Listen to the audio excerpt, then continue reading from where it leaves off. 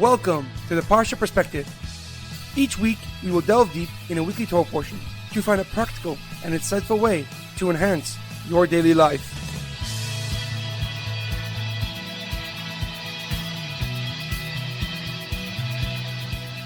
Thank you for tuning in. My name is Shalom Yamini. Each week, we will look into the weekly Torah portion to find inspiration that will complement your daily life and intensify your connection to God. This week's Parsha Perspective is in honor of the Yahrzeit of the father of the Lubavitcher Rebbe, Rabbi Levi Yitzchak Schneerson. May his soul be a lawyer for us upon high, and his memory a blessing. This week's Parsha Perspective is dedicated to the memories of Fruma Miriam Bas Mordechai and Shlomo Ben Edward. May their souls be uplifted and their memories a blessing. Our Parsha continues Moshe's final address to the Jewish people. He tells them that if they follow the path of the Torah and keep the Mitzvahs, they will be blessed above all peoples. He reminds them that they did not inherit the land due to their own righteousness, but instead because of the promise that Hashem made to our forefathers, Abraham, Yitzchak, and Yaakov.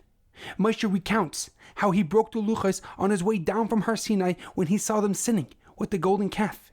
He also told them the second paragraph of the Shema, where we are told the physical rewards that we will receive for observing the Torah or the consequences if we don't, heaven forbid.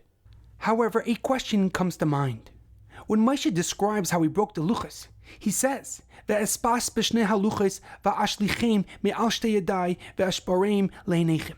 And I gripped the two luchos with my hands and I threw them away, breaking them before your eyes. But why did Moshe need to say that he grabbed hold of the luchos if he was already carrying them down the mountain? The Or HaChaim HaKadosh explains that the reason Moshe Rabbeinu had to suddenly grab hold of the luchos was because the holiness that was keeping the luchos afloat dissipated when Moshe Rabbeinu saw the Jewish people sinning with the golden calf, as the luchos were made of sapphire and extremely heavy, and therefore Hashem made a miracle that the luchos would hover slightly above Moshe's hands. This miracle made it possible for Moshe to carry them down the mountain. However, once Moshe saw how the Jewish people were dancing joyfully around the golden calf, the holiness and the miracle that kept the luchos afloat vanished. This caused Moshe to suddenly grab hold of the luchos. However, the Lubavitcher Rebbe gives a deeper and more powerful explanation. He quotes the Midrash Rabbah that until Moshe Rabbeinu grabbed the luchos were considered public property. Therefore, all the mitzvahs and averos and rewards and punishments were applicable to the entire Jewish nation.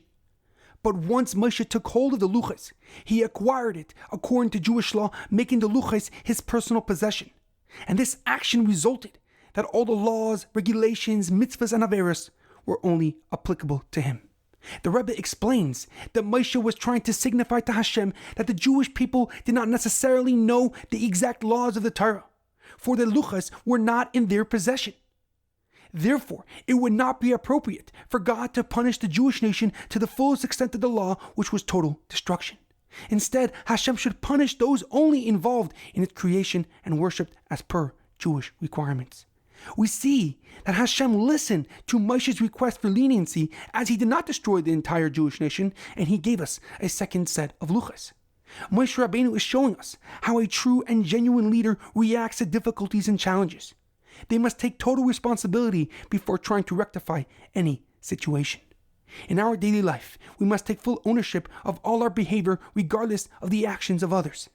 Whether in business or by friends and family, it is imperative that we take total responsibility for our conduct before we begin to judge others. Being a leader implies taking extreme ownership and seeking to understand others' actions from a non-judgmental perspective. For only then does it become possible to create a plan of action that will steer you towards success and prosperity. There's a famous quote by the legendary Jocko Willink, a former Navy SEAL commander and author of Extreme Ownership. Being a leader is not about what you preach, but about what you tolerate. Have a great weekend and good Shabbos.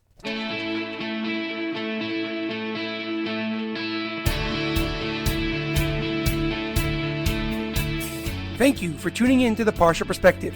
Check out our website, theparshaperspective.com. Send thoughts and comments to theparshaperspective@gmail.com. Till next time, thanks for listening.